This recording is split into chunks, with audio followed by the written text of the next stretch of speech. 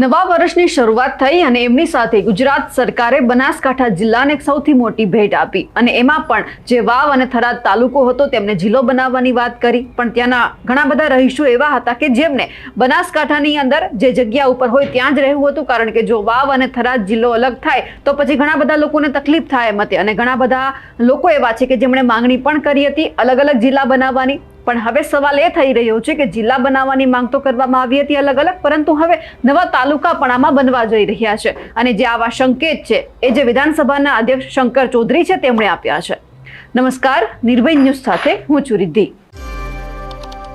બનાસકાંઠા જિલ્લો આમ જોવા જઈએ તો તાલુકાની દ્રષ્ટિએ સૌથી મોટો જિલ્લો અને એ પછી જો વિસ્તારની વાત કરીએ તો ગુજરાતની અંદર બીજા નંબરનો જિલ્લો છે। 14 તાલુકા બનાસકાંઠાની અંદર આવે છે, એટલે વાવ અને થરાદ જો હવે જિલ્લો બનવાના ત્યારે માર્ગે છે અને તે જ દરમિયાન થરાદની અંદર એક કાર્યક્રમ હતો। થરાદનું એક રાહ ગામ છે, ત્યાં પીએમ સૂર્યઘરનો એક કાર્યક્રમ હતો અને આ કાર્યક્રમમાં જે વિધાનસભાના અધ્યક્ષ છે શંકર ચૌધરી તેમણે એક નવા સંકેત આપ્યા છે। રાહ એક નાનું ગામ છે જે ધાનેરા અને થરાદની વચ્ચે આવે છે। લગભગ 3 વર્ષથી જે આ ગામ છે તેમણે તાલુકા કક્ષાનો જે વિકાસ થઈ રહ્યો છે તેમાં હરણફાળ ભરી છે, એટલે હવે ત્યાંથી તેમણે સંકેત પણ આપી દીધા છે કે જે વાવ અને થરાદ જિલ્લો બનશે તો થરાદ તો વડુ મથક રહેવાનું છે, પરંતુ થરાદની અંદરથી હવે જે આ રાહ છે નાનું ગામ છે હવે તાલુકો પણ બનવાનું છે। એટલે હવે તમે તૈયારી કરી લેજો, કારણ કે હવે તમને વિકાસ મળવા જઈ રહ્યો છે, આવું પણ શંકર ચૌધરીએ કહી દીધું છે। પણ સવાલ અહીંયા એ થઈ રહ્યો છે કે જો નાના નાના ગામડા આ રીતે વિકાસ કરતા રહેશે તો ક્યાં સુધી શંકર ચૌધરી એમને તાલુકા કક્ષાના સ્થાન આપતા રહેશે?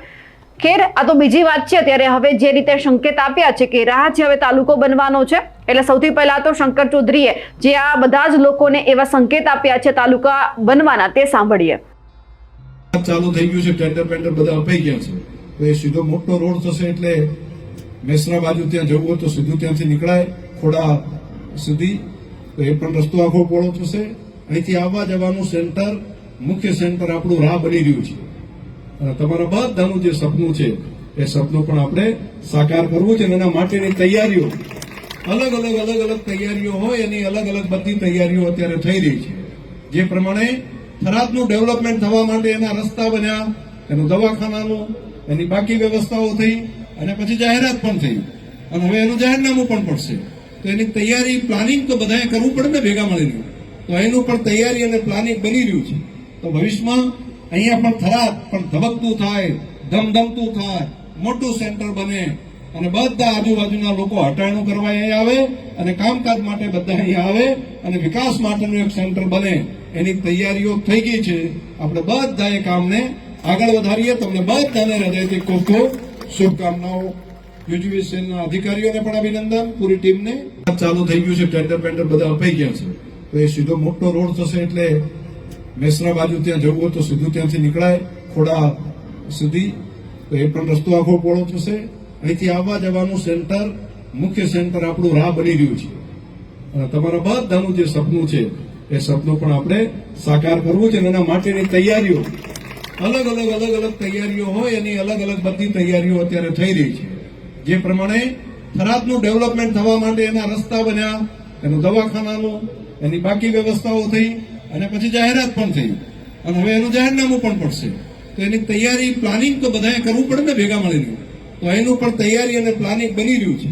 તો ભવિષ્યમાં અહીંયા પણ થરાદ પણ ધબકતું થાય, ધમધમતું થાય, મોટું સેન્ટર બને અને બધા આજુબાજુના લોકો હટાણું કરવા અહીંયા આવે અને કામકાજ માટે બધા અહીંયા આવે અને વિકાસ માટેનું એક સેન્ટર બને, એની તૈયારીઓ થઈ ગઈ છે। આપણે બધા એ કામને આગળ વધારીએ। તમને બધાને હૃદયથી ખૂબ ખૂબ શુભકામનાઓ। યુજીવીસીએલના અધિકારીઓને પણ અભિનંદન, પૂરી ટીમને। જ્યારે ગુજરાત સરકાર દ્વારા જાહેરાત કરવામાં આવી ત્યારે આપણે જોયું હતું કે બનાસકાંઠામાં ઠેર ઠેર વિરોધ પ્રદર્શન થઈ રહ્યા હતા, કારણ કે જ્યારે વાવ થરાદ નવો જિલ્લો બનવાનો હોય અને એમના જે અત્યારે તૈયારી ચાલી રહી છે, પણ સવાલ એ છે કે ઘણા બધા લોકોએ પોતાના જે તાલુકા હોય એમને પણ ક્યાંક જિલ્લો બનાવવાની માંગ કરી હતી, પણ ખેર એક કોઈ માંગ છે તે સ્વીકારવામાં આવી નથી। પરંતુ હવે વાવ અને થરાદ નવો જિલ્લો બનશે તેમની કામગીરી હવે પૂરજોશમાં ચાલી રહી છે અને એમાં પણ ખાસ કરીને જે આ રાહ નાનું એક ગામ છે તે પણ હવે તાલુકો બનવાનું છે, કારણ કે આ સંકેત છે હવે શંકર ચૌધરીએ આપી દીધા છે। આમ જ્યારે શંકર ચૌધરી ક્યારેક આપણે હંમેશા જોયું હોય છે કે કોઈક જ જગ્યા એવી હોય છે કે જ્યાં ખુલીને બોલતા હોય છે, પરંતુ એ જ્યારે બોલે છે ત્યારે એમના સંકેત છે તે સીધા જ લોકોને સ્પર્શ કરતા હોય છે અને લોકોને એવું થતું હોય છે કે જે શંકર ચૌધરી બોલે છે કરીને બતાવે છે।